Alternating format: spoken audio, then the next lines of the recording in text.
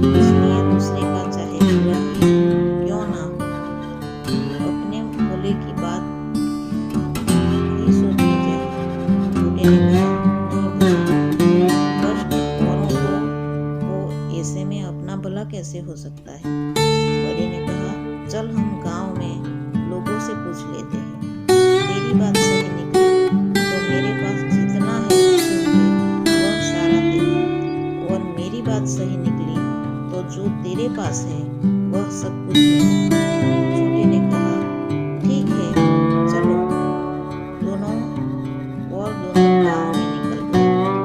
गांव में पहुंचकर एक से पूछा, दो से पूछा, तीन से पूछा। सभी लोग यही कहने लगे, आजकल भलाई का जमाना ही नहीं रहा। भलाई करने वाला तो भूखा मरता है।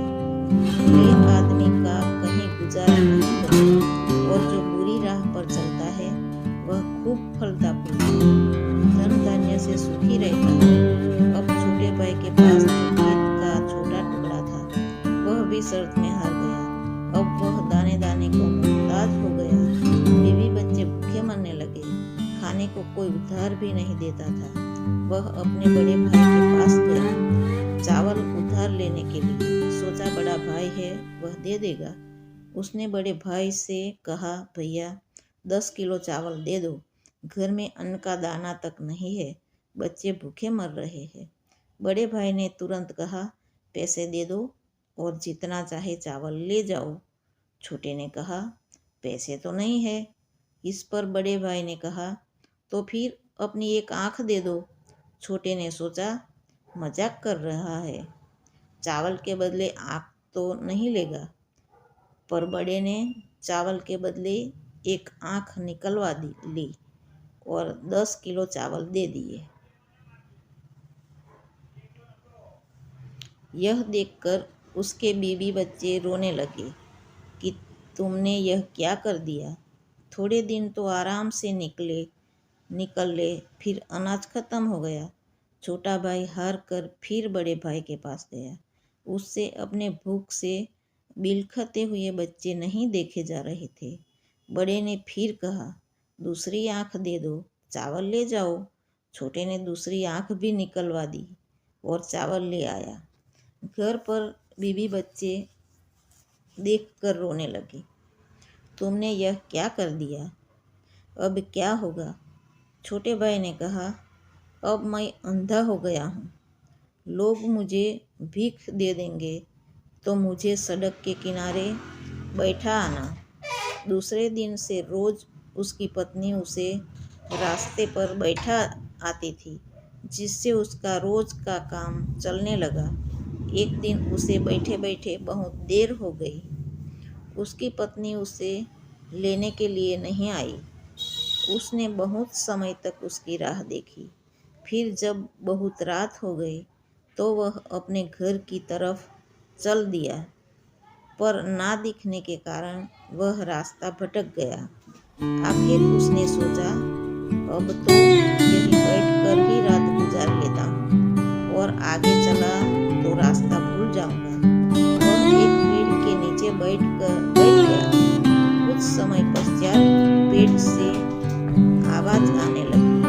कुछ समय बाद एक तूफान सा आया। दरअसल यह भूत थे। चारों में से एक उनका सरदार था। भूत बहुत खुराफाती थे। सब एक महीने भर लोगों को सताते थे, और महीने में एक दिन उसकी पेट पर सरदार सबका हिसाब किताब करता था। आज वही हिसाब किताब करने वाला दिन था। सरदार ने पूछा, हाँ भाई, तुम लोगों ने क्या क्या किया, एक एक करके बताओ। अपना भूत बोला, एक गांव में दो भाई थे। भले बुरे का तर्क हुआ।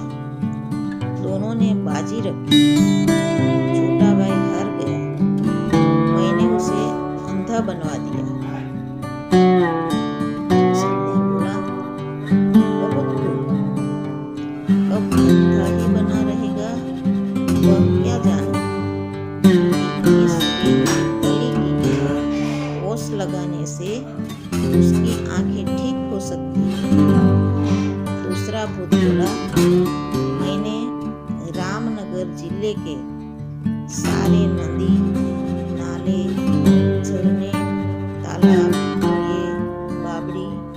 सब कुछ सुखा दिया है। पानी के लिए हाहाकार मचा हुआ है। कई कोस तक पानी नहीं है। सब यूं ही तड़प तड़प कर मर जाएंगे।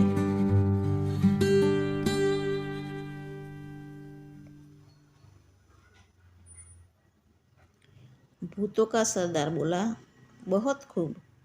प्यासे मरे सब, उन्हें क्या पता कि वही पहाड़ के तले से 7 मिट्टी की परतें हटा देने से पानी फिर आ सकता है। तीसरा भूत बोला, सरदार, राजा की बेटी की शादी होने वाली थी। नगर में खुशियां मनाई जा रही थी, पर मैंने राजकुमारी को गूंगी बना दिया, जिससे उसकी शादी नहीं हो पाई। महल में मातम छा गया है।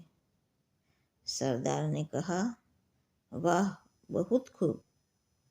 वह मूंगी ही रहेगी, किसी को क्या मालूम। इस पेड़ की झूमती जटा को पीसकर पिला देने से वह बोलने लगेगी। खैर, चलो, 1 महीने बाद इसी दिन फिर यहीं मिलेंगे। एक तूफान सा उठा और चारों भूत चले गए। तब तक सवेरा हो गया था। अंधे भाई ने सबसे पहले वहाँ की ओस की बूंदें अपनी आँखों पर लगाई। उसकी आँखें लौट आई। वह खुशी से झूम उठा। उसने जल्दी से पेड़ की जटा ली और घर लौटा। उसकी आंखें वापस आ जाने से सब बहुत खुश हो गए। उसने सारा किस्सा अपनी पत्नी को सुनाया और घर से निकल गया और सीधे रामनगर पहुंचा। वहाँ की हालत देखी तो रोने लायक थी। सूख कर धरती फट रही थी। कहीं एक बूंद पानी नहीं था। हाहाकार मचा हुआ था। उसने पहाड़ के नीचे से मिट्टी की 7 परतें निकाली ही दी थी कि फिर कुएं, तालाब और झीलों में पानी ही पानी हो गया। वहाँ के राजा ने उसे अपार धन दिया।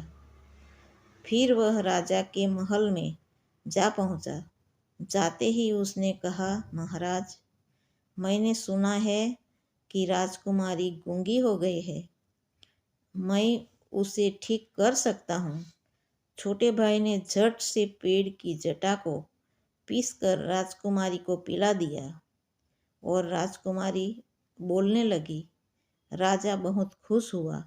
राजा ने असरफियों से उसकी झोली भर दी, गाड़ी घोड़ा दिया और वह रहने के लिए एक महल देकर परिवार के साथ यहाँ आकर रहने को कहा।